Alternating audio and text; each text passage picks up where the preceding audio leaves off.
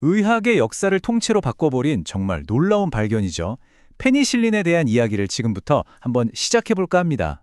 이 이야기는요, 우연과 끈기 그리고 과학적인 협력이 얼마나 위대한지를 보여주는 진짜 한 편의 드라마 같아요. 자, 한번 생각해 보세요. 잊혀진 패트리 접시, 그리고 노벨상. 이게 전혀 상관없어 보이잖아요. 근데 사실은 인류 역사상 가장 중요한 의학적 발견 중 하나로 이 둘이 딱 연결됩니다. 바로 우연한 천재성과 그 뒤를 이은 기념비적인 성취에 대한 이야기죠. 자, 그럼 페니실린이 없던 시절로 한번 돌아가 볼까요? 세상이 어땠을까요?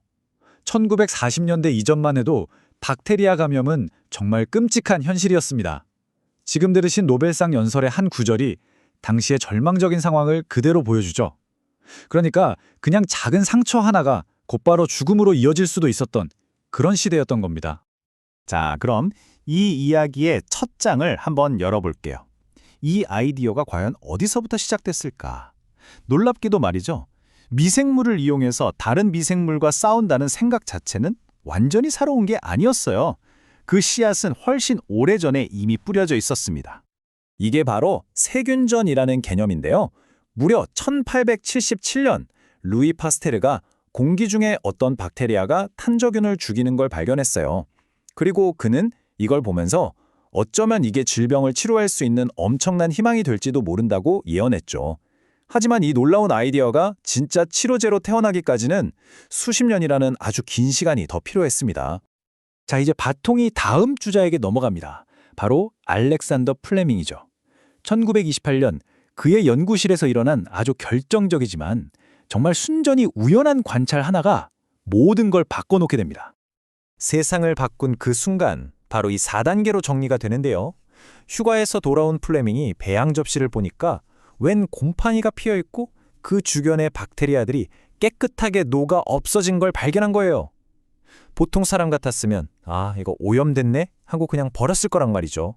근데 그의 날카로운 과학적 호기심이 이 작은 실험실 사고를 위대한 발견으로 이끌었던 겁니다. 여기서 정말 흥미로운 점은 플레밍이 처음부터 이게 뭔가 엄청 특별하다는 걸 알았다는 거예요. 이 페니실린이라는 물질이 치명적인 박테리아는 죽이는데 우리 몸의 중요한 세포들한테는 거의 해를 끼치지 않았거든요. 이게 진짜 핵심이었어요. 다른 살균제들은 좋은 세포, 나쁜 세포 가리지 않고 다 죽여버렸는데 페니실린은 딱 나쁜 놈들만 골라서 공격했던 거죠. 그런데 진짜 놀라운 건 말이죠. 이 엄청난 가능성을 발견하고도 페니실린은 거의 10년 동안이나 세상에서 잊힐 뻔했다는 겁니다. 누구도 넘지 못했던 아주 결정적인 장애물 때문이었어요. 마치 달리던 선수가 바통을 뚝 떨어뜨려버린 것과 같았죠? 이게 바로 당시 연구자들이 부딪힌 거대한 벽이었습니다. 한쪽에는 인류를 구할 엄청난 가능성이 보이는데 다른 한쪽에는 도저히 해결할 수 없는 현실적인 문제가 있었던 거죠. 페니실린은 너무너무 불안정해서 순수한 형태로 뽑아내는 게 이건 뭐 거의 불가능에 가까웠던 겁니다. 바로 그때 다음 주자들이 등장합니다. 10년 동안이나 잊혔던 그 바통을 다시 집어든 사람들, 바로 옥스포드 대학의 하워드 플로리와 에른스트 보리스 체인이 이끄는 팀이었죠. 바로 이 팀이 성공의 열쇠를 쥐고 있었습니다. 플레밍의 발견 후 10년이 지난 1938년, 이들은 완전히 다른 방식으로 접근했어요. 더 이상 한 사람의 우연에 기대는 게 아니었죠. 각 분야의 최고 전문가들이 모여서 이 정제 문제를 아주 체계적으로 파고들기 시작한 겁니다. 결과는 정말 놀라웠습니다. 옥스퍼드 팀이 마침내 만들어낸 안정적인 가로 형태의 페니실린은요, 무려 100만 배로 희석을 해도 나쁜 박테리아의 성장을 막을 수 있었어요. 이게 얼마나 강력한 건가요? 드디어 페니실린의 힘을 안정적으로 가두는데 성공한 겁니다. 그런데 여기서 더 놀라운 사실이 뭔지 아세요? 그렇게 강력했던 그 샘플조차 순수한 페니실린은 약 1%밖에 들어있지 않았다는 거예요. 이 사실 하나만 봐도 알 수 있죠. 이 과제가 얼마나 어려웠는지를요. 그러니까 본인들은 거의 다 왔다고 생각했을지 모르지만 사실은 이제 겨우 출발선에 선 거나 마찬가지였던 겁니다. 자, 드디어 결승선이 보이기 시작합니다. 페니실린의 효과를 세상에 아주 극적으로 증명해 보인 결정적인 동물 실험, 그리고 초기 임상시험 단계로 넘어가 보겠습니다. 결과는 말할 것도 없었습니다. 그냥 압도적이었죠.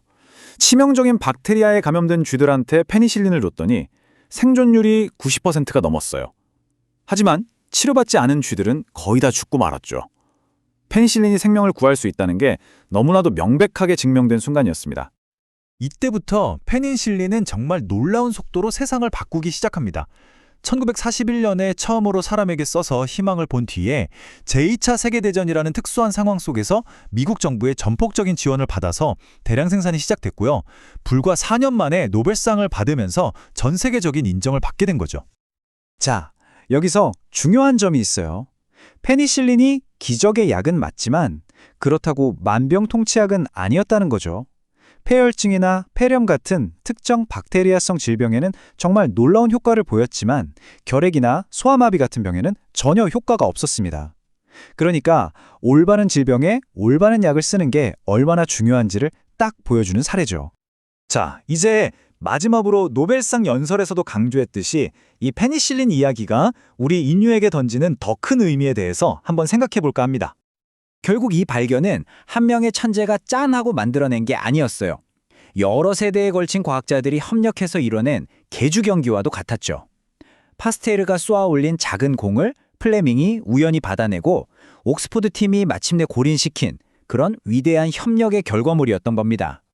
이 발견이 얼마나 위대한지는 노벨상 연설의 이 마지막 한마디가 모든 걸 말해줍니다. 인류가 서로 파괴하고 죽이는 데 온 힘을 쏟던 바로 그 시기에 페니실린의 등장은 인간의 지성이 생명을 구하는 데에도 똑같이 위대하게 쓰일 수 있다는 걸 보여준 정말 눈부신 증거였던 거죠. 그렇다면 이제 질문은 우리에게 남습니다. 잊혀진 페트리 접시 속의 그 푸른 곰팡이처럼 지금 이 순간에도 우리 주변 어딘가에 제2의 페니실린이 숨어서 누군가 그 바통을 이어받아 주길 기다리고 있는 건 아닐까요?